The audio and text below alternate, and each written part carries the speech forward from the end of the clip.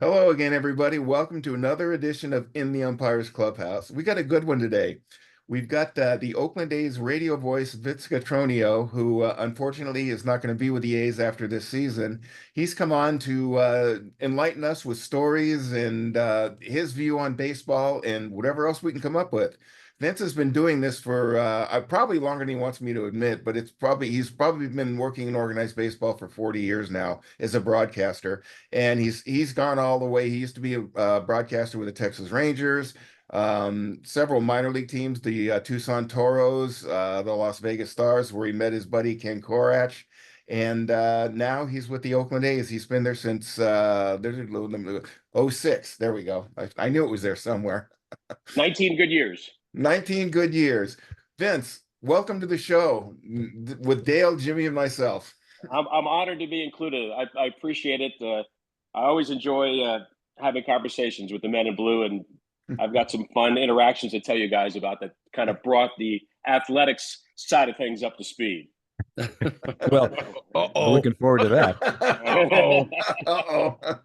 I haven't tease, ejected guys. anybody off a podcast yet, but I don't know. Vince, before we get started on the stories and stuff, since this is sadly your last year, because I know Oakland A's fans are not well, the whole situation is, we know, are not happy. Do you have any plans to keep on going, or are you going to just hang them up?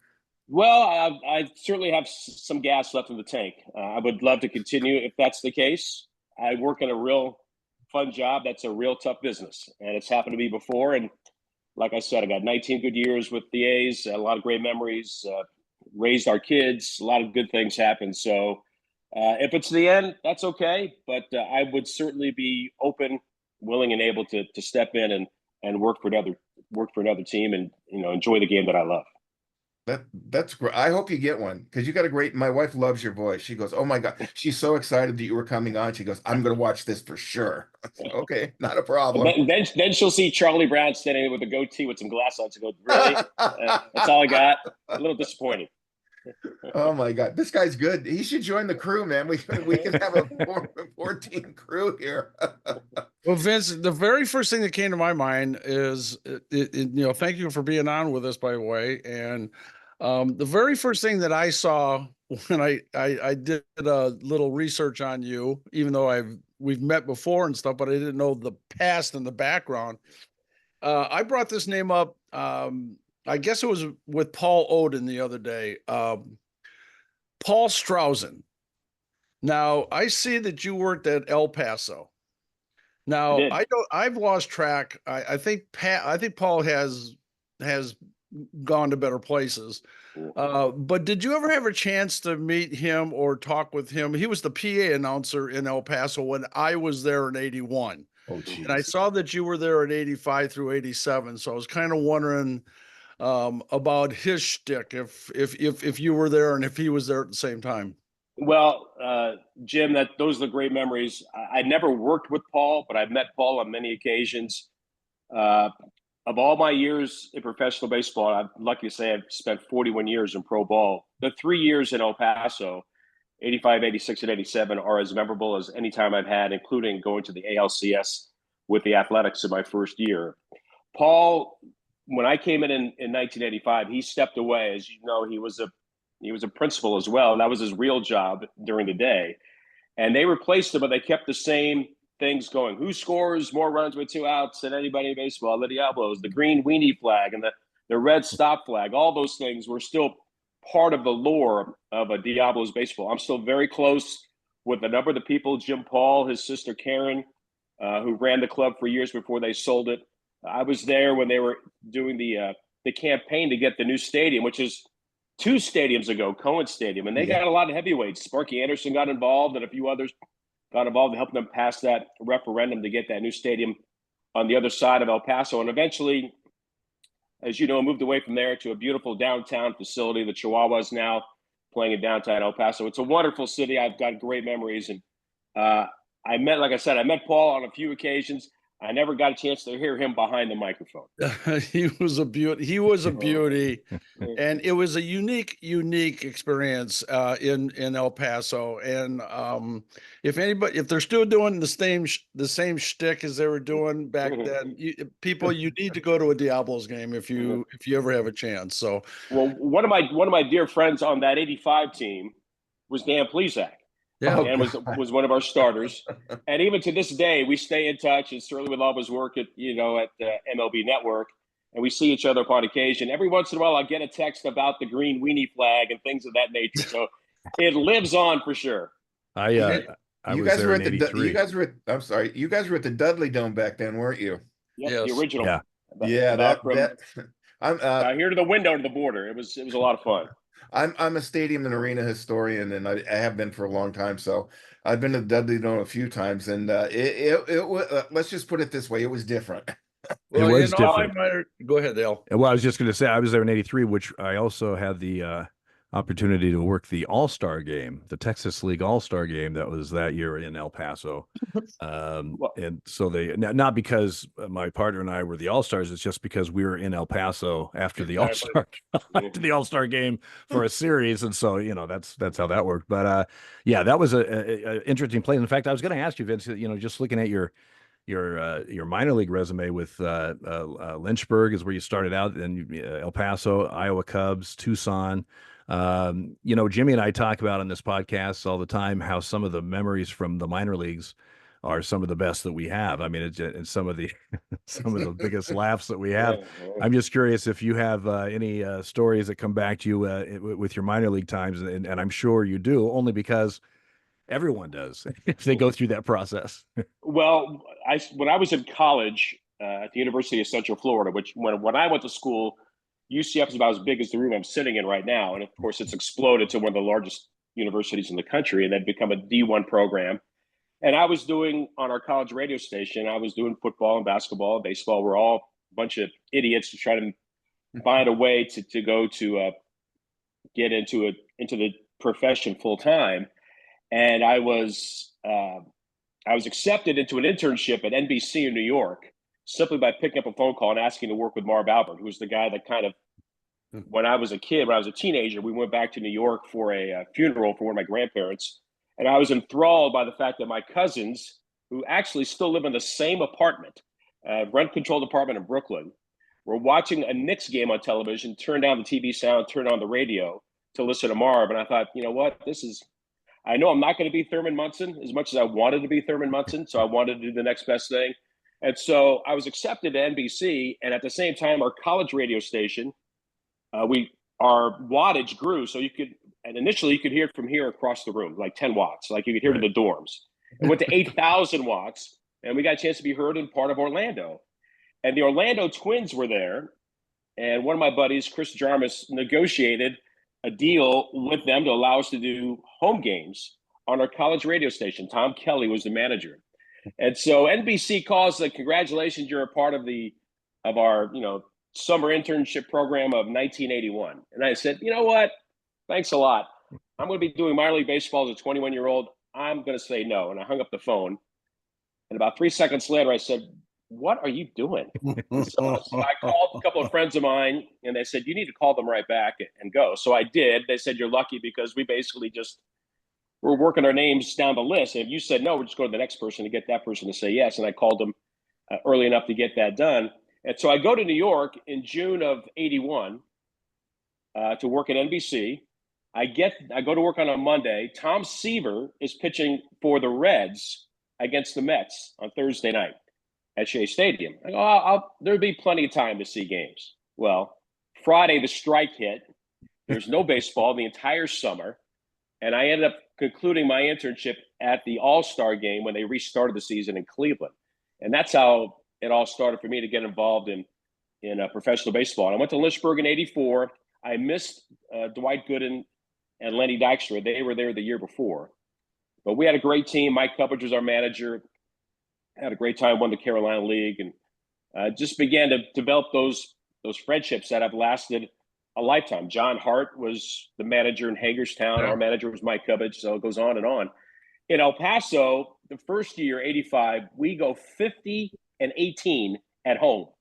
We've got Glenn Braggs, Joey Meyer, Billy Joe Robideau, who I thought was the greatest player, had the greatest name, and barely got a cup of coffee in the big leagues. And Jesus Alfaro, who we said was like 28, he's probably like 40 when he's playing for us. And we roll through the playoffs where we're playing game one against the Jackson Mets. Sam Palazzo's their manager, and the lights go out. Now at Dudley Field, you guys can remember this. There is a little structure inside Dudley Field where a city employee actually lived. And I don't know his real name because we called him Flat Top because he had the crew cut haircut.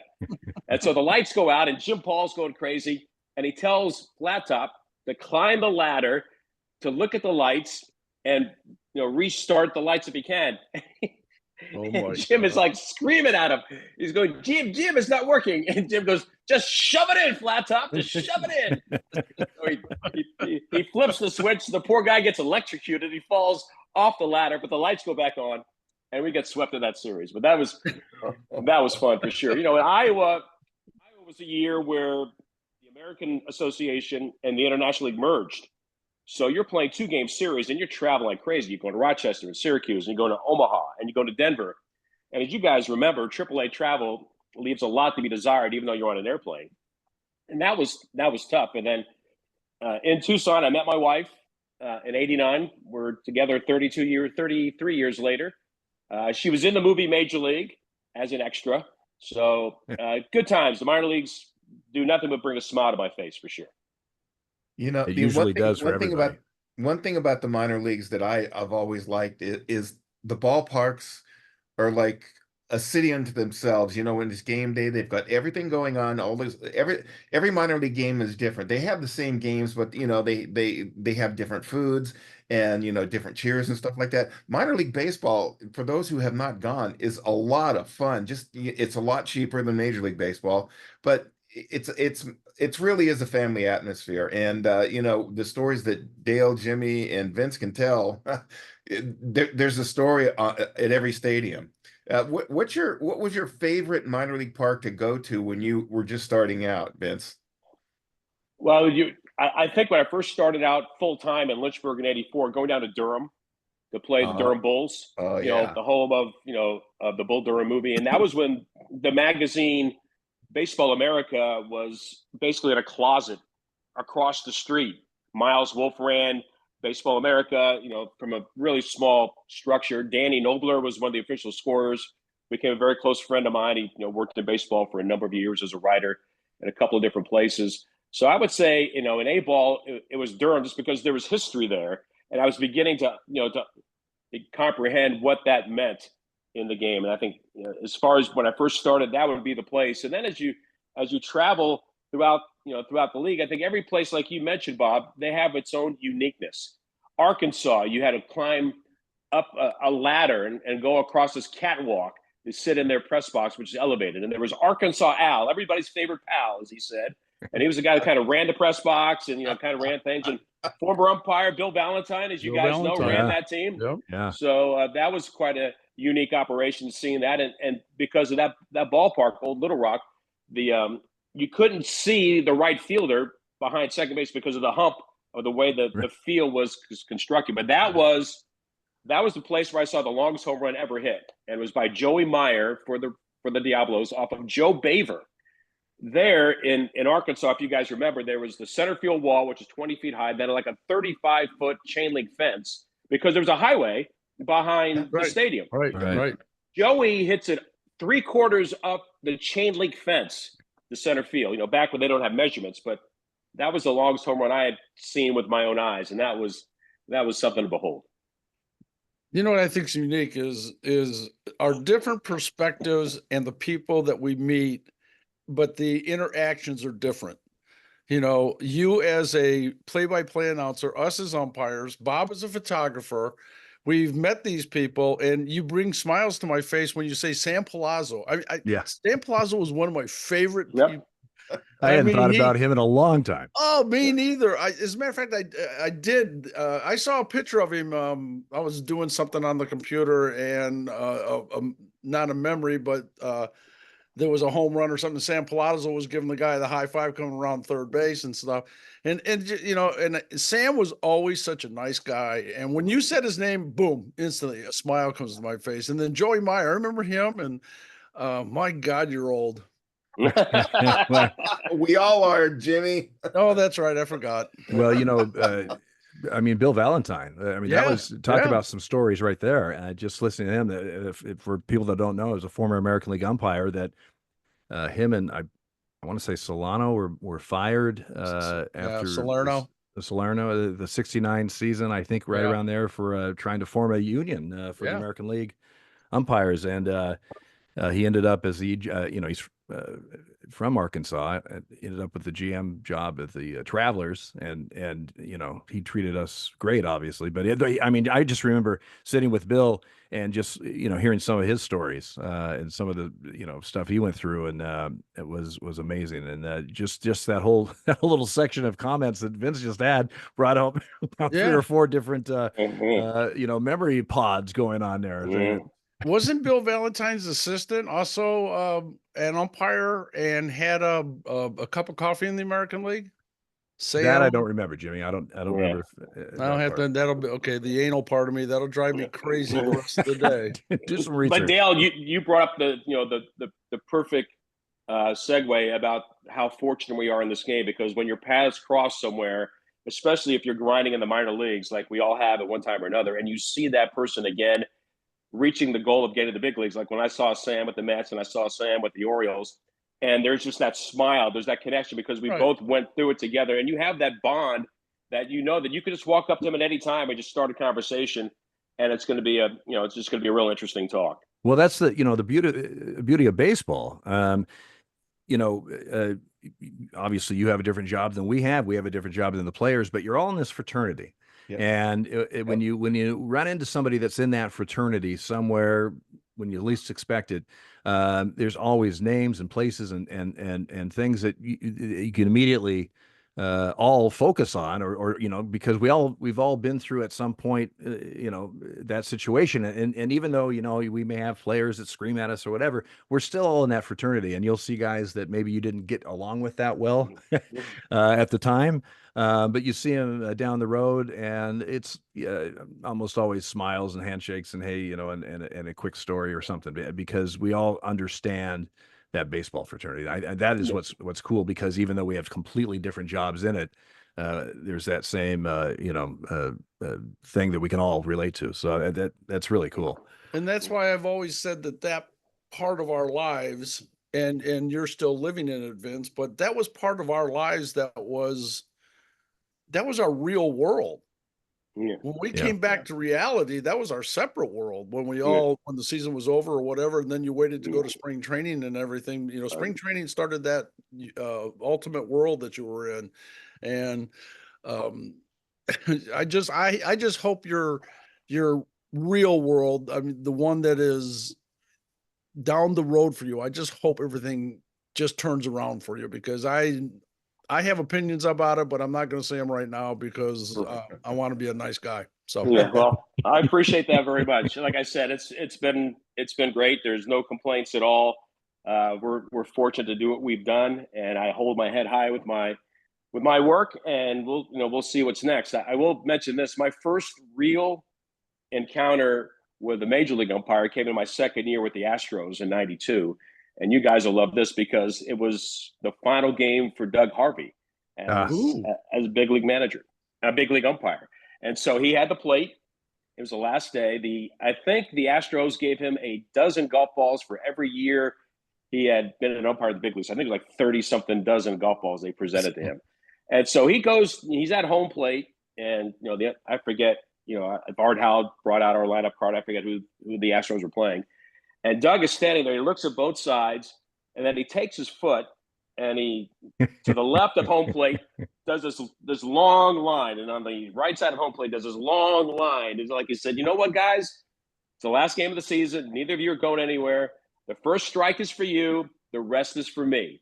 and at that time, I did the post game call-in show for the Astros after the home games, otherwise known at times as the Drunk Patrol. But that was as you guys know, you listen to enough talk shows, or why don't we trade so-and-so to get, their bag of balls and their cheese sandwich kind of thing. I know they'll do it. And so Doug came on and visited with me on the talk show. And that was just a great moment, a chance to have some memories and enjoy that interaction with him. Well, they called him God for a reason. And I just a quick story, when here in Palm Springs, when the Angels used to be here, I had spring training out here, and way back then in the early 90s, Dr. Bobby Brown was the president of the American League. He would not let us umpires wear sunglasses, which we were baffled by.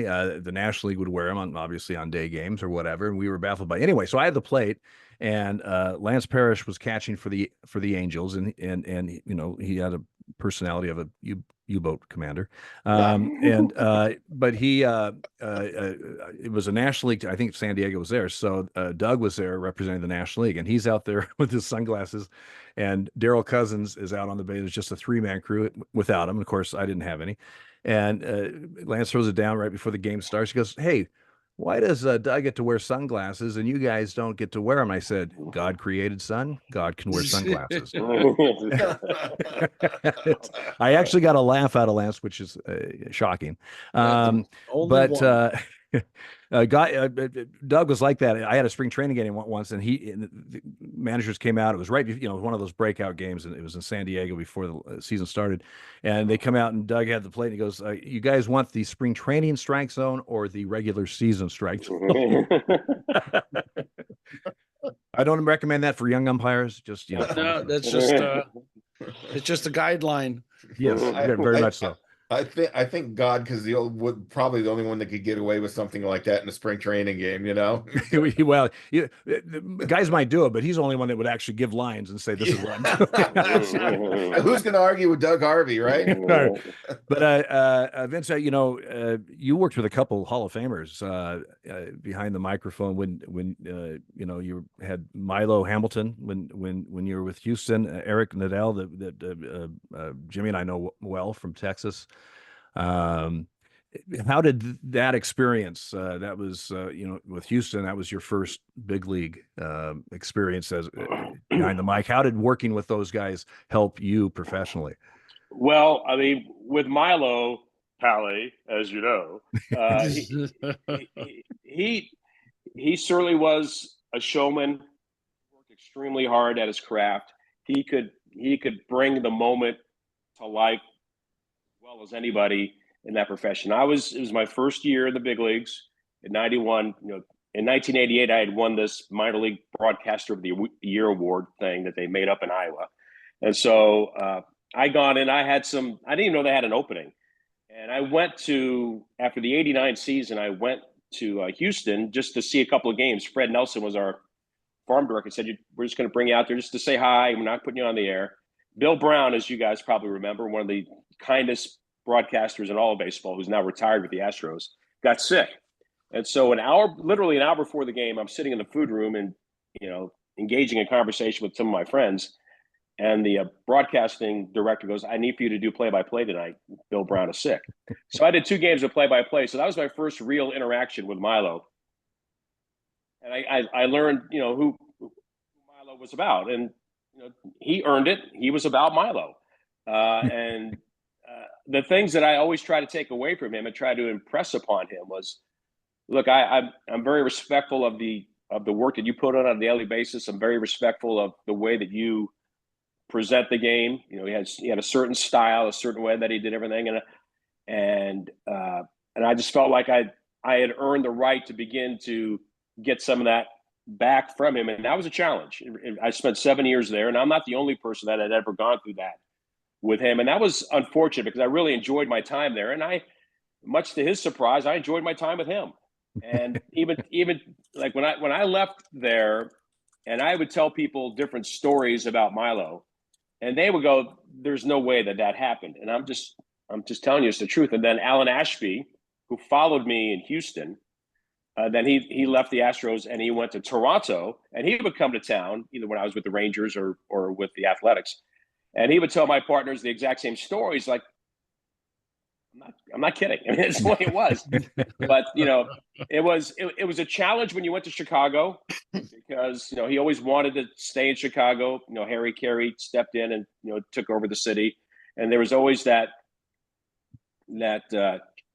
just that different look between the two. Harry was oblivious to the whole thing. He would walk down the hall at Wrigley Field, the press box. The hallway is very narrow. You almost you're bumping shoulders or you're turning sideways to get away from each other. Harry just went from TV to radio, vice versa, and Milo was doing the same thing.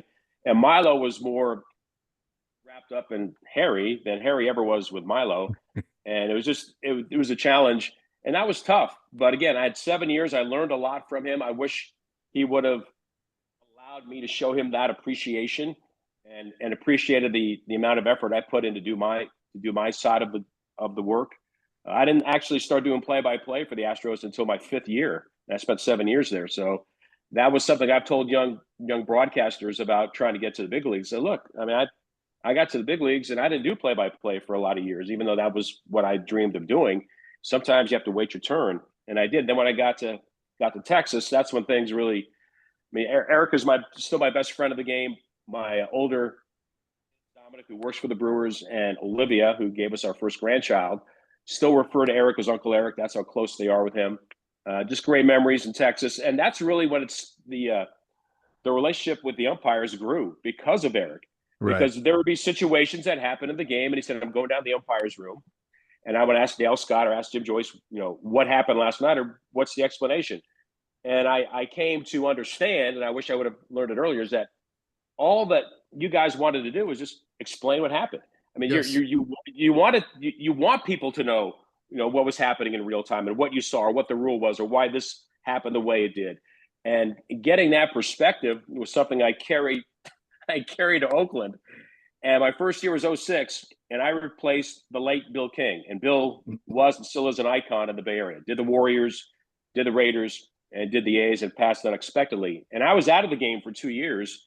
And because of my relationship with Ken, like Bob had mentioned, Ken was in Vegas when I was in Tucson. So we didn't know each other for a very long time, had an opening. I was fortunate to get hired. And so something happened in the game in 2006. Bill always had this different view of the men in blue. And I turned to Ken and said, that's a really nice way of saying it. He goes, where are you going? I said, I'm going down to the umpire's room to talk to Dale and Jim about last night's whatever. He goes, what? He goes, we don't do that here. I said, well, that's what I do. And I'm going down there talking because I want to find out what happened. And that kind of began that understanding, even for Ken, my partner, who's been my partner for 19 years, about, it was important. It still is important. I have a great relationship with you guys. I go down to the umpire's room often, and it's either just asking questions about a game or just coming in to say hello or just begging for you guys to turn on the microphone and just give more of an explanation for people, just to let the fans in the stadium know, let us know on the broadcast, what's happening. And I always felt like all it does is it strengthens your position because you're telling us what's going on, what's happening in real time. This rule, because he did this, because he stepped out of the baseline, because you think he's out of the baseline. And the reason is because he began to engage him with the tag play, even though he wasn't close to him. But once he catches the ball in his glove, that's when it starts, even though he seems to kind of avoid the tag. Those kinds of things, I think, educate people and give them an appreciation for what you're dealing with a very fast game in real time. And that's the beauty. That's the beauty of how you did that, because that's all we ever wanted. And people just don't understand some of the things and some of the intricate rules of baseball and stuff like that. And you are one of the few that did that. Back in the old days, some of the old, I'm talking Ernie Harwell and Jack Buck would actually come in, but they were regulars, and that was their daily routine. As the new broadcasters were coming in, we never saw hardly anybody. And I'll be very honest with you, it frustrated us because there were some who we'd have a play during the night game or something like that, and then after the game we get whacked for it. And we walk in the next day and we see that they had it completely wrong, and still nobody would come down to the room. So you doing that, I want to thank you for that, because educating the public is probably the biggest thing that's all we ask for. It really is. And Jimmy, we had a couple print guys. John Lowe comes to mind immediately. I was just with John 2 days ago. Were you? Okay, yeah. Yeah. He's got a birthday coming up. Jerry Fraley was God love him. God rest his soul. He was great.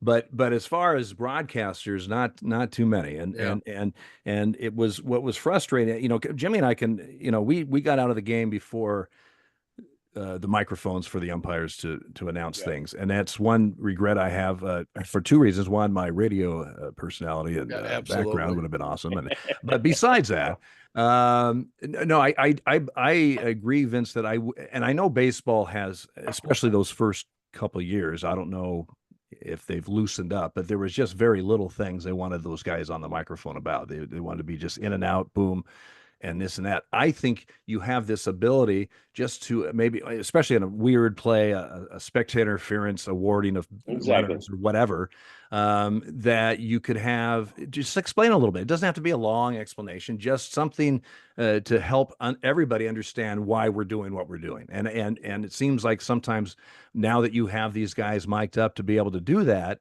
it's not being done at times when it could be. I'm not talking about just your calls overturned, blah, blah, blah. But something that's a little bit more complicated and maybe misunderstood, that's the time you need to, open that mic up and just let everybody know what's going on. They may not agree, but let them know what's going on.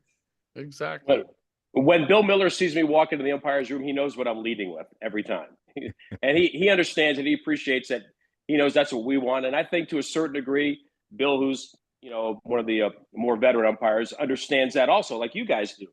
All it does is it puts you in a better place. It brings a wall down, and it allows people to enjoy the game even more. And I've done this, thankfully, for over 40 years, and I will always still learn about the game. And I think it's important to keep that mindset, because you don't know everything about the game, and you just need to take advantage of the people that have been in those situations that can explain it and use it to your advantage. Well, you don't know everything about the game. Some of the guys on ESPN, Ryan Kenny, they know everything. I mean, they know the trade you need to make. They know every call. They don't even know the color of the rule book, quite frankly. But Vince, with replay now, for example, on your broadcast, if a call goes to replay and it's let's say the other team, let's say the Rangers, it's the Rangers broadcast that has the definitive angle on why they overturned a call or something. Your viewers and you don't see that because you're just getting the A's broadcast, but they send it to you guys from replay, so you get it, a little bit afterwards. The question I have for you is, when that happens, do you guys show that replay? Hey, back in the second inning, this is why the play was overturned, so your viewers have an understanding that it wasn't just made up. there was an angle to it that maybe you guys didn't have. Well, in today's game, like a lot of other things, Dale, there are more and more shared feeds in terms of using the same cameras while you have your own director and your own producer. But in those particular situations, you have access to whatever the other team is showing. And we, on radio, of course, we have to sell it. We have a commercial read for the replay, and then we're watching it in very slow motion and trying to make people understand that we're watching this in very slow motion, where you made the call, in real time. They're two completely different things. And I appreciate replay. I think there's a place for it. And I think it does help, as you guys would probably agree, get the call right, which is what you're looking for. And so when we see that, we do look at all the angles, and we also have an appreciation for, that's really close. You really can't tell slow down as they possibly can, where you didn't have that option. I mean, you made the call. I mean, that's the nature of the business. And so I think from our perspective, it allows us to show in some respects what some people may not want to understand, is that you guys have a really hard job. It's a hard job. It's a game that goes extremely fast. Bob knows, one of my partners now, Johnny Dasco, who worked in the minor leagues for years and years. Yeah. He came to the big leagues for the first time in 12. He filled in for a month with me with Ken Korak, and then he came up last year. And that first time he came up, he just said, "Man, so he's a really good player. He should be in the big leagues." I go, "No, not really. He's not that good." Or he should bring up da da da da. He can really. I go, "He can't." And we all went through that. We all went through that growth of just watching each level, then getting to the highest level and seeing how hard that game is, how fast that game is, and how good those players are. Which is, the gap is getting wider and wider between the big leagues and AAA. And it's like, I was that way too. I thought so and so could get to the big leagues. Then I got to the big leagues and go, why are they calling that guy up? He can't help. Because you see what it's like. It's a hard game. It's just a hard game, and that's what it. What I don't understand is, as a very bad golfer, which is what I am, people will watch the PGA Tour on television, and they'll have an appreciation. They cannot hit a golf ball 320 yards, or they can't make a par out of the rough through trees, or they can't make a 25-foot putt basically on glass. They have an appreciation for the golfer. But watching a big league game, oh my gosh, I can't believe you couldn't hit that pitch. Like, dude, this isn't high school, or even if you're lucky, junior college or college. This is a much different game. Please have an appreciation for how hard it is to play. My brother, Dale and Jimmy know this story. He's 10 years older than I am. We don't talk anymore. But anyway, he used to shoot his mouth off. Oh, hitting a golf ball is harder than hitting a baseball. And I'm like, really? You got a guy going 60 feet 6 with movement, 98 plus, and you're hitting an object that's just standing there? Come on. We've gone round and around about that. And most people would, if you brought them up to home plate and you had somebody throwing fastballs or sliders, they would just drop the bat and go back to the dugout. As Jimmy and Dale know, it's something to see when you're standing behind the plate and you got guys throwing BBs at you. It's a different animal. Like you said, it's different. It's night and day between the minors and the majors. They make it these guys look are the so best. easy. They make it look so effortless a lot of times. Exactly. And it's anything but. And a lot of times you get that with the umpires. The umpires, we have a tendency to make things look easier than they are. I mean, calling a pitch is not easy. There's a lot of factors in it. There's a lot of, focus and all this other stuff. But even when I was struggling back there behind the plate or whatever, I made it look like I was in control. That's part of trying to be that perception, because you don't want everybody to know, hey, I'm struggling back here. So you don't portray that, but it gives a false sense, I think, to people that are watching. That, oh, like you said, well, I mean, I could have done that. Why did he do that? Why did he throw it there? Why did he, whatever? It's like, well, really? And you hear it with baseball or with our calls, a pitch that is, just off the bogus line that's on the monitor. That's the worst thing that ever happened to umpires. It's the worst thing. I mean, that's a whole nother podcast. I'm telling you, it is killing us, unfairly. What I'd like to do, Vince, I'd like to bring you guys back on, and maybe we get another umpire and we can talk about some of these rules like that, because Vince knows them and you guys know them. I think the audience would love that. The strike box is Dale and Jimmy's pet peeve.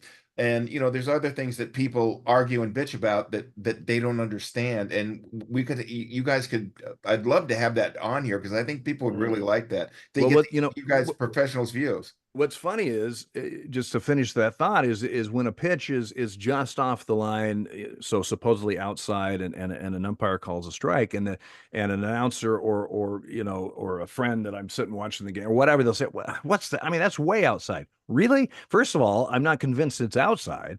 But second of all, way outside on a 94 mile an hour, I mean, but it just looks kind of easy when you're sitting at you're on your couch and drinking a beer. That, well, how could he miss that or whatever? Well, two things on that. A, I'm not sure he missed it, frankly, and B, when we're talking about quarter of an inch or whatever a difference and stuff, that's not as easy as it looks when you're just sitting there watching it.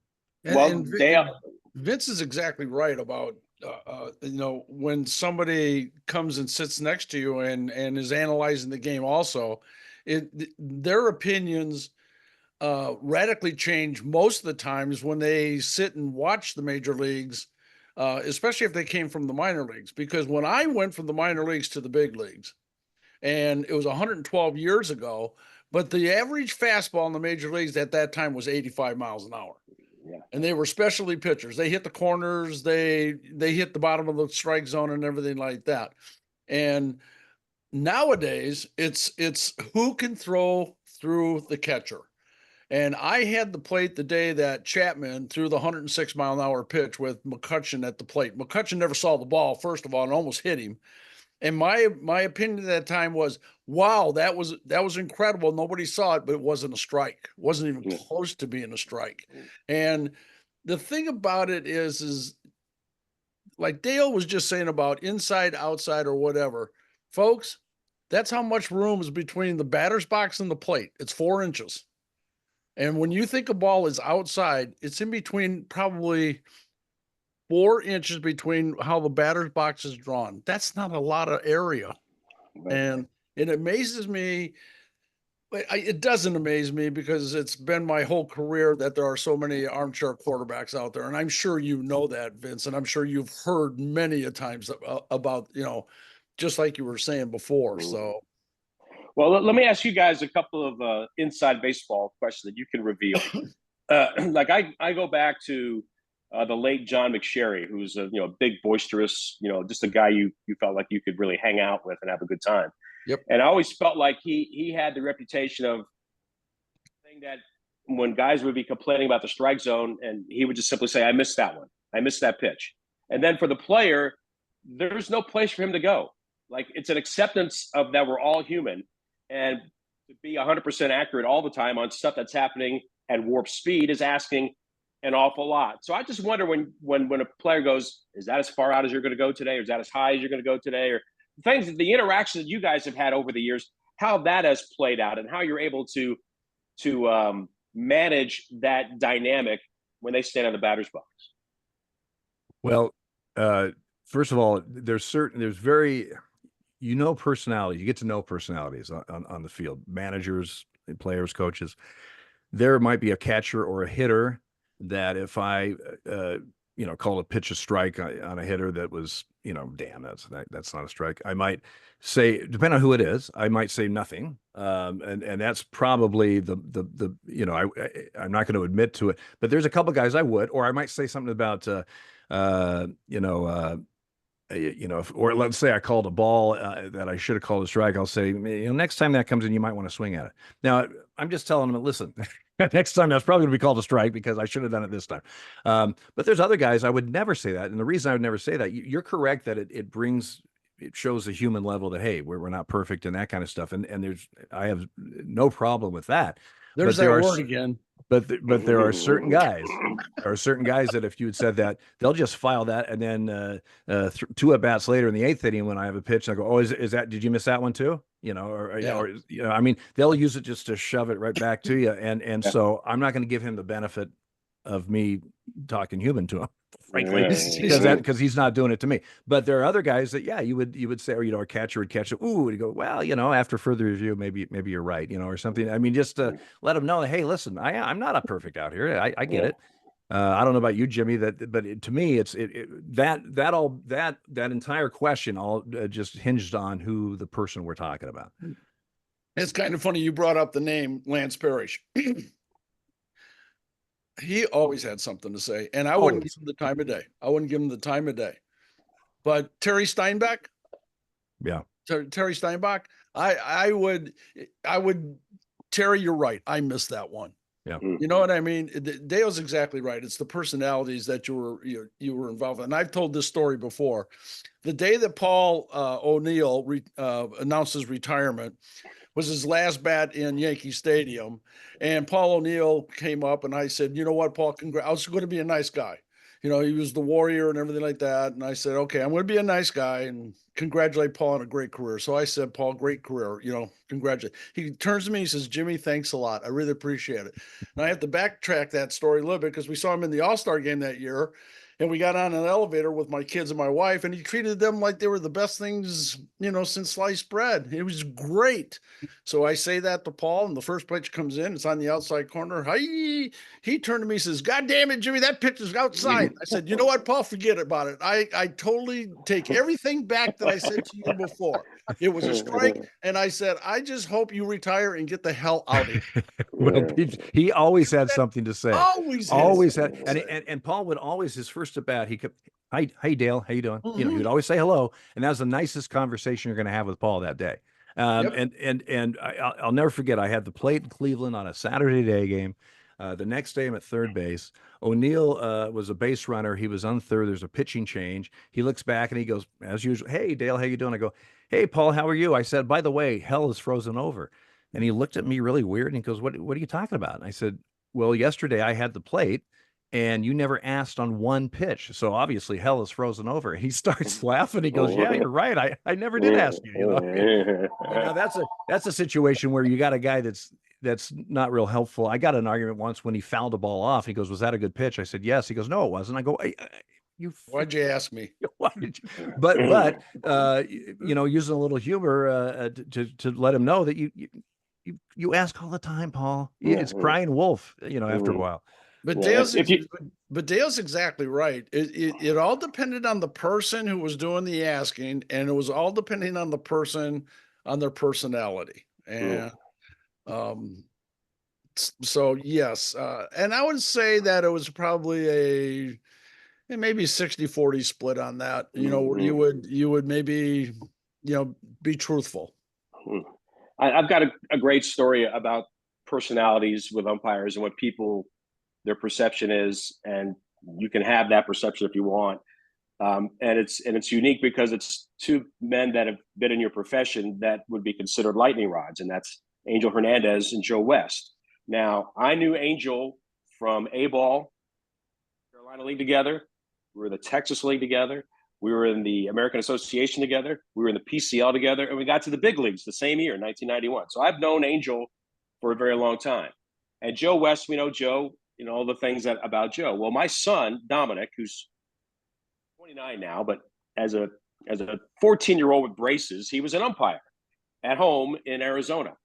And we're playing the Cardinals interleague play at Busch Stadium, and my son was on the trip, and Voos let him be bat boy for that series. And so Joe was on the crew, Angel was on the crew. I can't remember the other guys that were on the crew, and I apologize for that. But Dominic is doing his thing. He's hustling. He's bringing water and he's bringing balls and all those kinds of stuff. And they took notice of my son's hustle, and they asked for him to come into the umpire's room before the game the next day. So here's a scared 14-year-old kid being told he's got to go talk to the umpires in the umpire's room. And they just want to say, "Really appreciate your hustle. You did a great job." And Dominic says, "Well, I'm umpiring at home and doing 10-year-olds and 8-year-olds or whatever." They go, "Really?" So Joe immediately goes, "Give me your address. I'm going to send you one of my chest protectors." And Angel goes, "You need to look like an umpire. Take my July 4th umpire's hat with you." Moments like that for a kid that are indelible.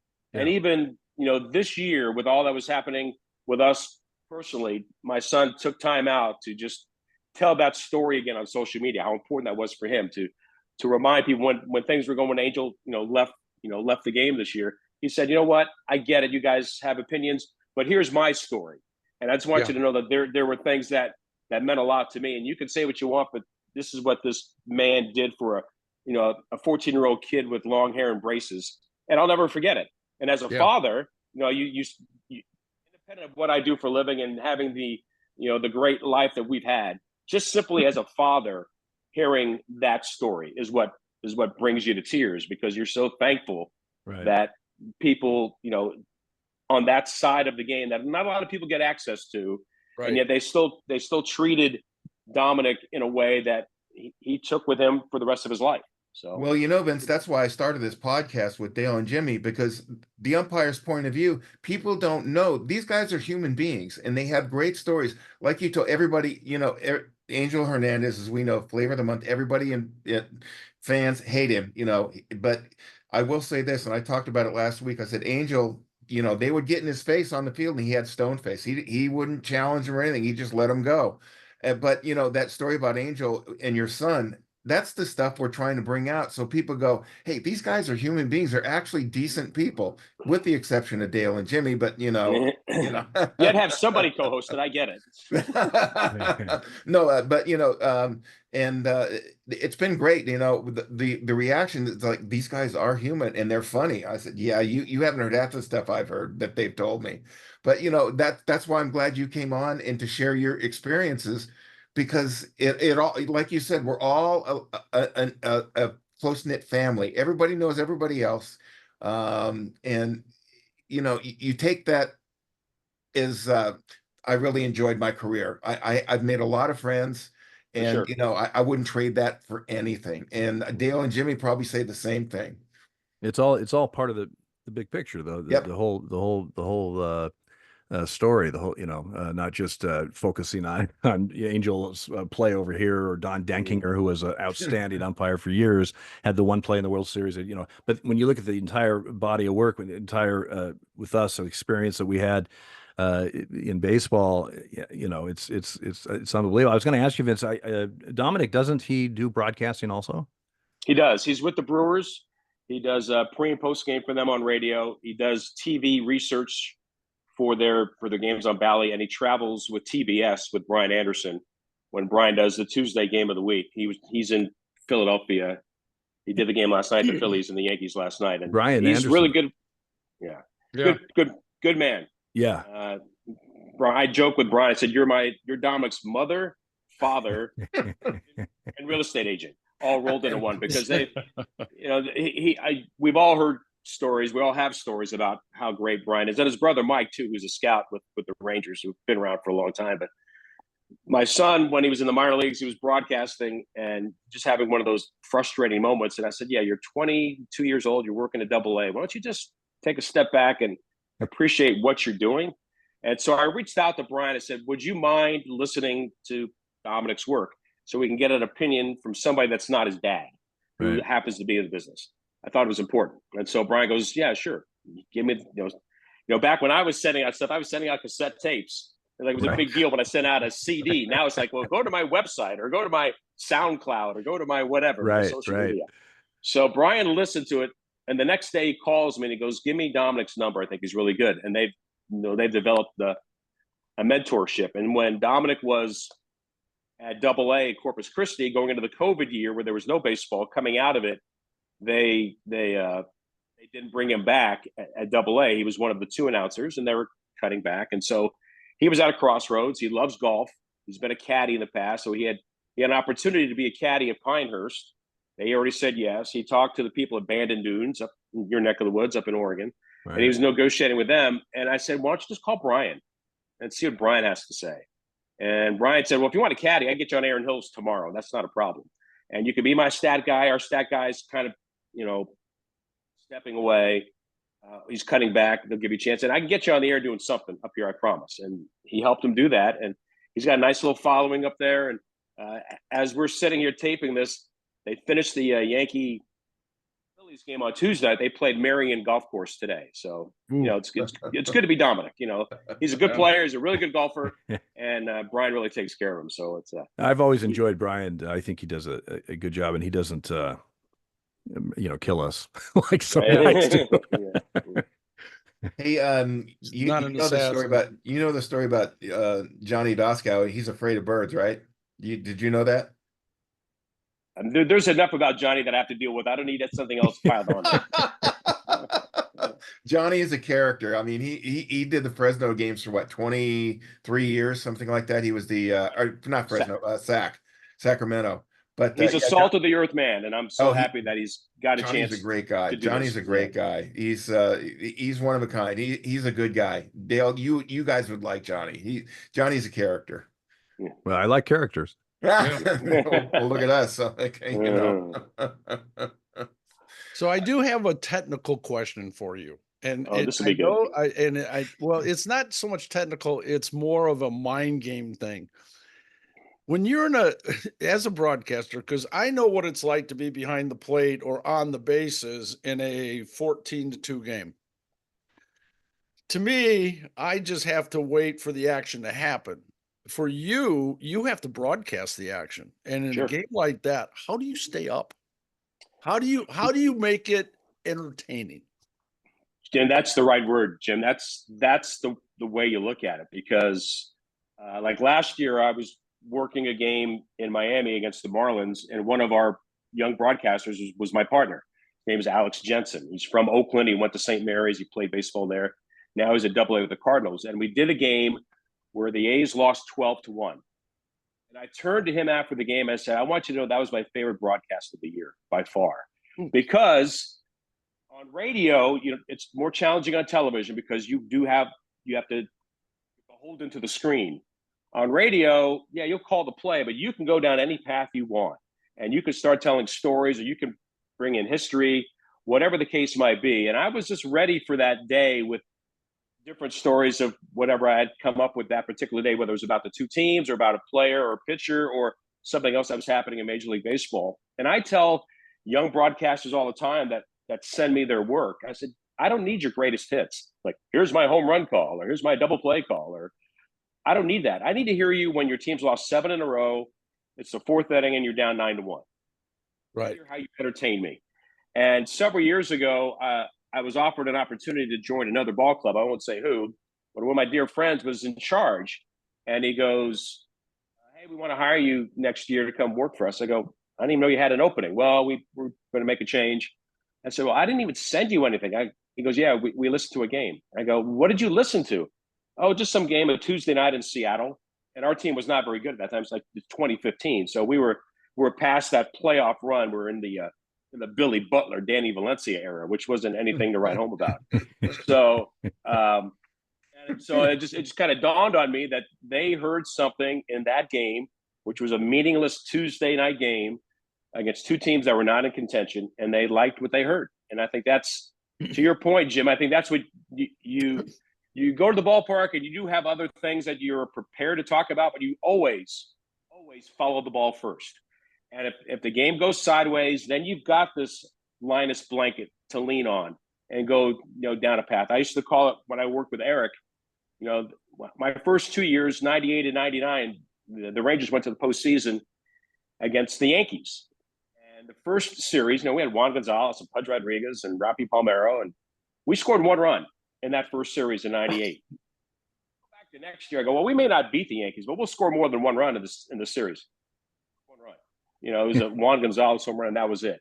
So we get to 2000, and then 2001, and Alex Rodriguez comes, and we're just getting killed. We're giving up a ton of runs and scoring a bunch of runs. And I just turned to Eric. I said, it's time for some, as I refer to it, diversionary tactics.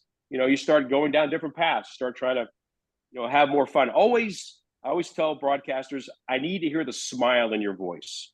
No matter what the score is, I need to know that you enjoy where you're at, because I want you, when I'm listening to you, I want to be there. I want to feel like I want to be there too. That's your job, is to make them feel like, man, I'm missing out on something, but thankfully I can hear what's happening through you. And I tell that to young broadcasters all the time. You always got to have a smile no matter what's happening. And it's one game. One game, right, as Ernie used to say, is its own chapter. And you can make what you want of that game, and then you keep on building on that. Next thing you know, you've got the full book of all the seasons, and it's a wonderful journey. And you're taking that journey together from the beginning. So you have things that you can rely on that happened earlier in the season or earlier in that week or whatever. So the 14-2 game doesn't scare me at all, Jim. I welcome that challenge, and I enjoy still bringing things to the table on those kinds of games. Well, and that's the same thing the umpire has to do too. Exactly what you're just saying. Exactly. Because if one goes by you, and you're not ready, and I always go back to, like, if I'm standing at second base and on a game like that, in between innings, I'll be standing there and I'll instantly think of Bob Uecker in the movie Major League, when he says, "Oh, what the hell? Nobody's listening anyway." And that just sparks that smile in my face just from that. I know it's not true, but for the movie, that was a great line. So Jimmy, I was just going to say, Jimmy hit it right on the head. The times, a lot of times umpires get in trouble is those blowout games. Yeah. Because now they're drifting off thinking about something else. Where when you have a game that's close, you're locked in. But when it's 12-2 in the eighth inning, and that's the time that you have to. And like you said, Vince, you may not. You may be thinking about a flight that you're catching or whatever, but you can't show that. You have to show that I want to be here. I don't care if it's 2-1 or if it's 15-0. I want to be here on this field working this game, and that's what, that's all part of the deal. But a lot of times guys will get in trouble on those blowout games because they start drifting and start thinking and daydreaming or whatever, and now you miss a play, and it's like, you look bad, and there's no excuse for that. The one thing I was going to ask you, though, with these new speed up rules, your story's got to be more, you have to condense it, right? For sure. No question. I mean, just going back, we started the conversation about working with Milo. And one thing Milo used to say about, the difference in the kind of games, if the game was, 2-0 or 3-2, he'd turn around and go, Pally, those are the games we do for free because they're easy to do, because there's a lot of drama. You're hanging on every pitch. You're definitely focused on what's happening. And he goes, the other games are the games we get paid for. So, I mean, that's something that always resonated with me as I continued, on my major league journey. I'm just real lucky to be where I sit. So you brought up a good point. You're a storyteller. You get it. You're a storyteller, a la Vince Scully or Ernie Harwell or stuff. And there's something to be said for that, because you got the long distance truckers that are going up and down the coast or across country, and a lot of them listen to ball games. Whether they switch into the Cardinals or the A's or the Dodgers or whoever, and that you're telling them stories and you're keeping them entertained while they're driving a big rig somewhere, hauling whatever. I've had truckers tell me that. They said, yeah, we listen to baseball all the time, and some of these announcers, they help us get through the long grind, because it is a long grind. Yeah, we know that. I'm appreciative of that. I'm appreciative of the shut-ins that can't. Yeah. That their whole day revolves around, when is that game going to be on the radio? Is it a day game? Is it a night game? I turn on the radio because I can't go anywhere because I'm incapable of doing that, or in the backyard, or in the kitchen, or in the car getting a gallon of milk. When I first got to the Athletics, my first broadcast in spring training, number one, I said, look, I'm not Bill King. I don't pretend to be Bill King. I knew Bill King as a member of that fraternity from the other side of the glass when I was with the Rangers. But I'll tell you this: when you go to the store and you're getting a gallon of milk, it's my responsibility to give you the score. And then hopefully you go, I like this guy's voice, or I like the way he tells a story, or I like the way he calls the game. And hopefully over time, I'll become somebody that you get comfortable with. And I'm proud to say I was able to get that accomplished under some real difficult circumstances for people in Oakland that never got a chance to say goodbye to Bill, who should be and still is revered in this community. Now, his famous call, Holy Toledo. Am I right on that? Yep. Well, okay. Is that because I'm from Toledo, and I looked up that at press box every night, and it says Bill King, Holy Toledo. And I'll be very honest with you, I never had the chance to meet him, and I probably never heard his voice unless I don't know that. But I do recollect seeing that Holy Toledo. So my partner Ken Korak wrote a book about Bill after his passing, and the title was Holy Toledo: The Stories of a Renaissance Man. And again, going back to Milo used Holy Toledo as well. And part of why challenge sometimes to be with Milo, Ken was working on the book, and Milo and Bill both worked together like in the low minors in Iowa back in the in the 50s. And instead of just having appreciation for a member of your fraternity, he goes, I started saying Holy Toledo in 1957. When did he start saying Holy Toledo? Like, it just have an appreciation for each other, doing their job, and that we're all fortunate to do what we do. It was just hard sometimes, but yeah, Bill, and we saw the Holy Toledo sign lit up at the Coliseum. You saw that, and that was in deference to Bill. We sit in the Bill King broadcast booth, as we should. Right.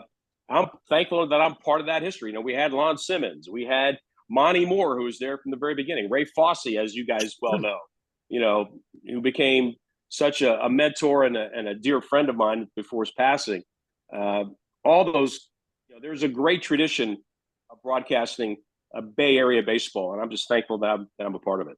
And you brought up Ray's name, and Ray, he treated us like gold. And Ray was one of my favorite people, not broadcaster, not player, not, baseball personality. Ray was just one of my favorite people. And I was pretty sad to hear when he passed. Vince, I had a media pass and I think it was 94, and I was in the press box talking with Ray, so I took a couple of pictures. I'll send him a picture I took of Ray. I'll send it to you. And he was even nice to a photographer, just a regular guy.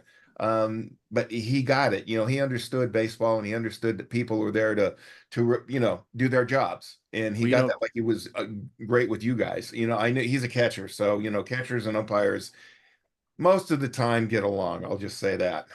Well, and it's a bitch when you have a catcher that you don't get along with, because you're with a lot. But one thing, Vince, we as umpires, listen, all we ask of really players, coaches, managers, but also broadcasters, just be fair. If we kick a call, I don't expect a broadcaster to say, "Oh, well, he got that right and protect us." I mean, we missed a call, but there's ways you could say that. Ernie Harwell was fantastic. Vince Scully was very good at it. That would have an obvious mistake by an umpire, and he would broadcast it, but he would say it in such a way that he wasn't just, "Oh, that guy's horrible. What is he looking at? He's an idiot," and this and that. I remember Ernie Harwell said, "Called strike 3," and I believe the hitter John Smith thought a little bit differently on that pitch, or what. I mean, there's ways you can do it, and that's all as umpires, because we don't expect people to say, "Well, he kicked it, but we still," it's and that. We understand that we make mistakes, and you're doing your job, but it's the way some of the guys that would do it that just seemed like just a lot of piling on that didn't necessarily have to be there. Those are the ones that really kind of we have issues with, and I'm sure you've worked with enough people that there's some guys dealt with those types of situations a lot different than other guys. So, but that's all we ask, just be fair about it. Vince, do you see it? Go ahead. Do you see it? I'm sorry, Jimmy. No, go ahead. Do you see it differently now with the younger guys coming up, that they're a little more, I don't want to say combative, but a little more animated, like Dale was saying on a call like that, they may be a little more, oh man, he really made a bad call on that. Do you see that more as opposed to the older veterans like you guys, you and Ken and some of the other guys down in the majors? No, I don't necessarily see that per se. The thing that I have taken notice of, especially the past couple of 3 years, and it doesn't seem like it's going away, is that they continue to ask the umpires to do more. Meaning, with the changing of the rules, with the larger bases, with the replay, what we're looking for, they keep on trying to ask umpires to do something additional to already the challenges of just calling or umpiring, a major league game. And I do think, at least for me, my opinion, and I would hope that a lot of people have the same opinion, when they use replay and they see the replay, they do realize that, these guys do get it right the majority of the time, more than the majority of the time. So give them the respect that they deserve, because, again, we're all looking at this from a bunch of different angles in really slow motion, and we're talking about fractions of an inch making the decision between whether he was safe or out. And when you have to do that in real time, just walk in their shoes, so to speak. If you could walk a mile in their shoes, maybe you would have a different appreciation for just how difficult it is, especially at the highest level of the game. See, and you had the ability to be a parent of an umpire, actually. So remember there that. You go. I mean, remember the part about being the parent of an umpire, because, if you go watch your son work when he was doing it, it must have been like sitting on a sheet of nails, because that person next to you might not know that that's your son, and something might come out of his mouth that you might just turn on. And I'm saying this is advice to people out there, not you, but and I had something else, and Alzheimer's just hit me big time. So, well, see, Dominic had a playoff game as an umpire with like 9-year-olds, and the rules are that you have to slide at home plate. And he was the third base umpire. The kid came in and scored what they thought was the winning run or the tying run, and the home plate umpire, didn't say anything. And then Dominic came down the line and told the umpire, he didn't slide. That's an automatic out. That's the rule. I mean, you Right. as the coach or the manager, it's your responsibility to know the rules and to explain that to your team. And it's not Dominic's fault for knowing the rule and having to exercise the rule in that moment. So unfortunately, in the travel ball world, and everybody thinks their kid is the next Mike Trout, or that's my 401k retirement plan, playing second base. It's tough. And Dom made the right call. Parents, coaches, all got on him, and literally had to have a member of the local police force walk him to my wife's car to take him out of there. It's even when my son played travel ball, and I told the coach, I said, see all these kids out here, including my son, who's been around big league baseball since he could walk, they're not going to play in the big leagues. They're just not. The numbers are against them. Let's just have some fun. And one of the coaches said, well, you've been around big league players, blah, blah, blah. I said, I got news for you.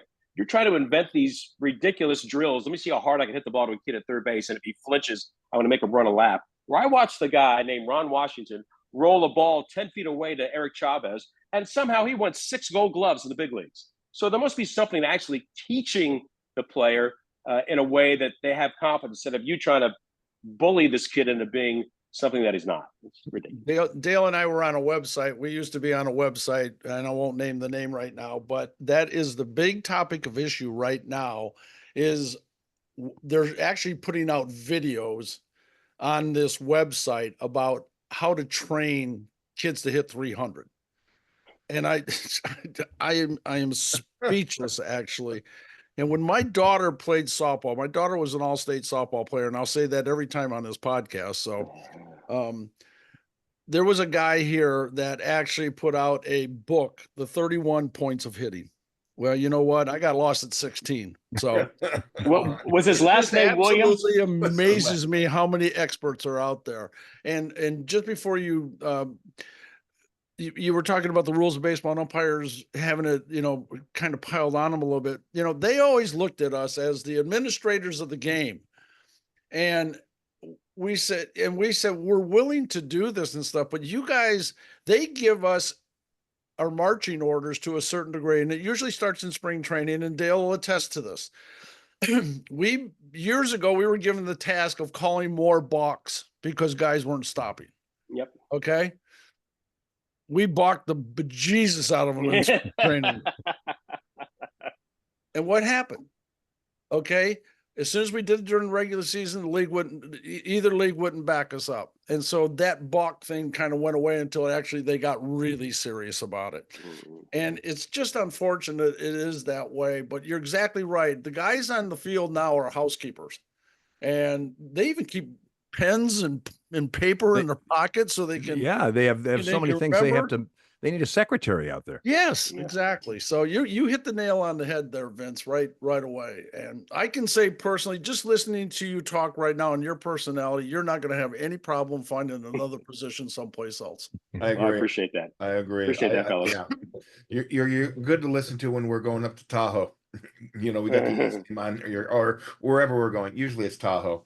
My nephew, Dale and Jimmy know he's 3.5-year senior this year at Sac State, and he's interning for the Reno Aces, and he's shadowing the broadcaster. That's his goal, is to be a major league broadcaster. And I think the kid's going to make it. He's doing everything they ask him. And that's what I told him. I said, whatever they want you to do it. It's like you mentioned earlier, Vince, you were doing, spot copies and, announcing just anything you could just to get your foot in the door. And that's what I told Evan. I said, you got to do whatever they want you to do, because you never know. Like we said, I told him it's a small fraternity. Everybody knows everybody else. And they may be an a-hole to you, but treat them nice. Yes, sir. Thank you for your time. Don't engage them, because you never know. You might need them down the line. So, he's taken it to heart, and he's really doing well. And I'm very happy for the kid. It's nice to see younger blood coming in. A lot of the older broadcasters are starting to retire now, and it's nice to see some of the younger blood coming in and calling games. Yep. Well, again, I'm lucky to do what I did for as long as I have. And if there's more road ahead for me, I'll gladly take on that challenge. But I mean, as you guys can tell, and I really enjoyed spending some time with you, being able just to relive some of those stories, which are, just a drop in the bucket of everything I've been able to, to witness and be a part of. We're just lucky, and I'm very lucky, and it's been a great ride, and we'll like I said, we'll see what's next. And in the meantime, I'm thankful to have relationships with you guys, and know that that's always going to be there. Vince, we want to have you back on. I mean, you were great. The stories, I know Dale and Jimmy enjoyed it. I really enjoyed it. And I know you're going to find something soon. And, we're going to keep in touch and let us know how it's going. And we thank you for coming on and sharing some stories with us. We really appreciate it. Vince, it's been great. Hope we paths cross at some point. Yeah, next time I want to talk a little bit about Bob Melvin, because we never even, it was going so good and so quick and everything. Bob was one of my favorite managers. So, and not to keep going on this, but I had it written down, Bob Melvin, and it's at the end of my page. Naturally, I should have put it up higher. And damn it, I talked to you about taking notes on the next one. Yeah, it'd be wonderful to talk with for sure. And I'll tell you one quick Bob Melvin story, because he'll tell you he's not superstitious, but myself or Ken, we've always done the manager show with Bob, and it was every day. And you couldn't do, like in my business, you grab the microphone, you go 3, 2, 1 to start the interview. Well, he didn't want that. He's never wanted that. He's always, you've got to pick Hall of Fame numbers. So you look out at the Coliseum and you see 34, 27, 9, like Reggie and Ricky and Raleigh. And and if that wasn't working, then he kind of changed the numbers. Well, he's taken that to San Francisco. We talked with John Miller yesterday, and we saw Bob, because the A's are in the middle of the Babe Ruth series. Same thing. He hasn't changed. It's part of who he is, and part of what makes him really special. He was like that, like a catcher. When he was a catcher that we had, he was the same way. That's great. Thank you, fellas. I appreciate it very much. Have a great day. Enjoy the rest of the season. Vince, thank you for coming on. Thank you. Really appreciate it. We're going to have him back. He's Jim Joyce. He's Dale Scott. He's Vince Cotroneo. Thanks for sharing some time with us, everybody. And remember, always take the road to the left. You never know what you'll find. Bye-bye. See you next time.